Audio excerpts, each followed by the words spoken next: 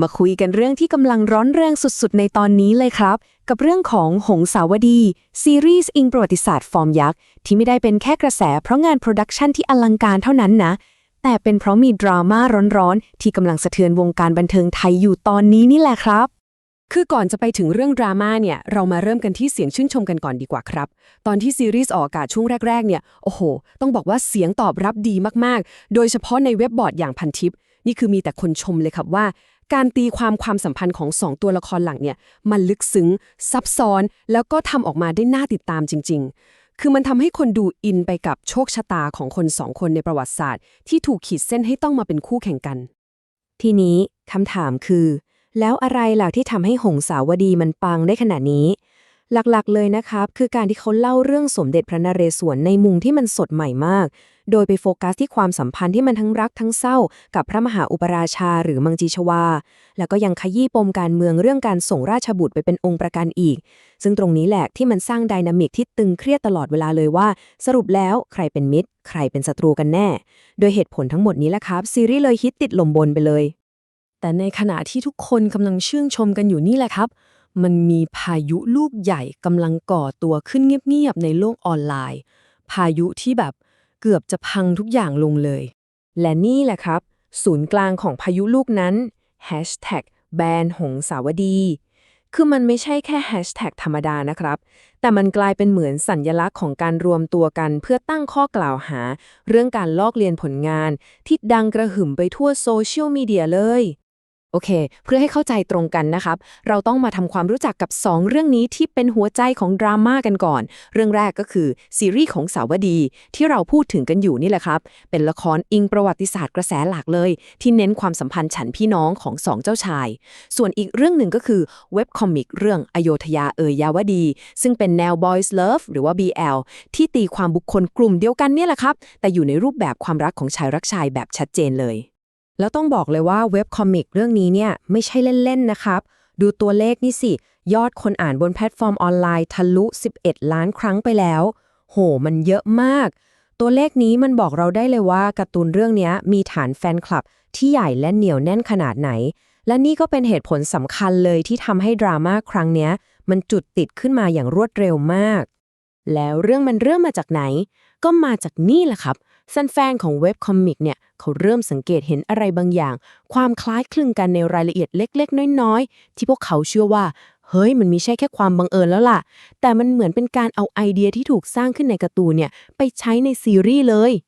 พอเรื่องจะบานปลายใช่ไหมครับทางผู้เขียนบทซีรีส์ก็อยู่เฉยไม่ได้แล้วก็เลยออกมาชี้แจงอย่างเป็นทางการเลยครับโดยมีการเปิดเผยไทม์ไลน์การพัฒนาซีรีส์ทั้งหมดรวมถึงการพูดคุยกับนักวาดเจ้าของเว็บคอมิกด้วยเพื่อยืนยันความบริสุทธิ์ใจของฝั่งตัวเองโอเคเรามาไล่เรียงไทม์ไลน์ที่เขาชี้แจงกันทีละสเต็ปเลยนะเรื่องมันเริ่มตั้งแต่ปลายตุลา2567ครับโปรเจกต์นี้เริ่มขึ้นมาพอมาเดือนมกราคมปีถัดมาผู้เขียนบทก็เลยไปเจอเว็บคอมิกเรื่องนี้เข้าแล้วพอถึงวันที่18กุมภาพันธ์ก็เลยมีการนัดเจอกับนักวาดเป็นครั้งแรกเพื่อจะคุยเรื่องการซื้อลิขสิทธิ์แต่การเจรจาก็ไปต่อไม่ได้ครับในการเจอกันครั้งที่2วันที่19มีนาคมดีลก็เลยล่มไป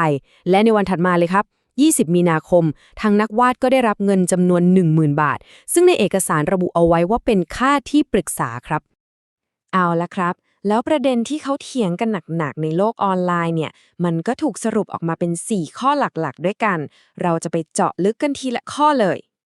ประเด็นแรกเลยนะเรื่องน้ำปรุงของเจ้าชายฝั่งที่กล่าวหาเขาก็บอกว่านี่มันเป็นดีเทลที่สร้างขึ้นมาใหม่ในการ์ตูนเลยนะแต่ทางผู้เขียนบทเขาก็อธิบายว่ามันเป็นแค่ความบังเอิญแล้วก็ใช้ในฉากเพื่อสร้างความระทึกขวัญเฉยๆประเด็นที่2คือการเรียกเจ้าพี่ครับผู้เขียนบทก็บอกว่าคำนี้มันมีอยู่แล้วในเอกสารประวัติศาสตร์ที่เลือกใช้ก็เพื่อไม่ให้คนดูสับสนต่อมาข้อ3ชื่อไก่ชนของพระนเรศวรที่ชื่อเจ้าเหลืองดันเหมือนกันเป๊ะผู้เขียนบทก็ชี้แจงว่าตั้งตามสายพันธุ์ไก่แล้วก็ขอโทษสำหรับความซ้ำซ้อนนี้และข้อสุดท้ายครับพิธีหลังน้ำทักษิโนทกอันนี้ทางผู้เขียนบทก็บอกว่ามันเป็นเหตุการณ์ที่สำคัญมากๆในประวัติศาสตร์อยู่แล้วจะตัดออกไปไม่ได้เลยคือถึงแม้ว่าจะมีคำชี้แจงออกมาแบบละเอียดยิบเลยนะแต่เรื่องมันก็ยังไม่จบครับในสังคมออนไลน์เนี่ยเสียงยังแตกกันอยู่เลยแล้วก็ยังเต็มไปด้วยคำถามที่แบบยังขาดใจกันอยู่ ซึ่งทางฝั่งผู้เขียนบทเองเนี่ยคุณสิริลักษณ์ศรีสุคนก็ยืนยันหนักแน่นเลยนะครับในแถลงการณ์เขาบอกว่าการสร้างสรรค์บทซีรีส์หงสาวดีนั้นมิได้เกิดจากการลอกเรียนหากในบางฉากจะมีความคล้ายคลึงกันก็เกิดขึ้นจากความบังเอิญโดยสุจริตใจนี่คือจุดยืนอย่างเป็นทางการจากฝั่งผู้สร้างซีรีส์ครับแต่มันก็ยังมีคำถามใหญ่ๆที่ชาวเน็ตเขายังสงสัยกันอยู่นะครับคำถามที่ยังไม่มีคำตอบที่เคลียร์ๆอย่างเช่น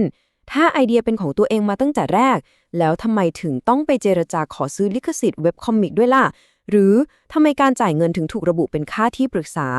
และที่สำคัญเลยถ้าแนวคิดของสองเรื่องมันต่างกันอยู่แล้วทำไมตอนเจรจาถึงมีเงื่อนไขให้นักวาดต้องไปแก้เนื้อหาในการ์ตูนของตัวเองด้วยเรื่องราวทั้งหมดนี้เนี่ยมันก็พาเราไปสู่คำถามที่มันใหญ่ขึ้นไปอีกนะครับว่าจริงๆแล้วเนี่ยในงานเขียนที่อิงประวัติศาสตร์เส้นแบ่งระหว่างการตีความเรื่องราวในอดีตที่ทุกคนทำได้กับการลอกเลียนความคิดสร้างสรรค์ของคนอื่นมันอยู่ตรงไหนกันแน่เป็นคำถามสำคัญที่ดราม่าครั้งนี้ทิ้งไว้ให้เราได้คบคิดกันต่อไปครับ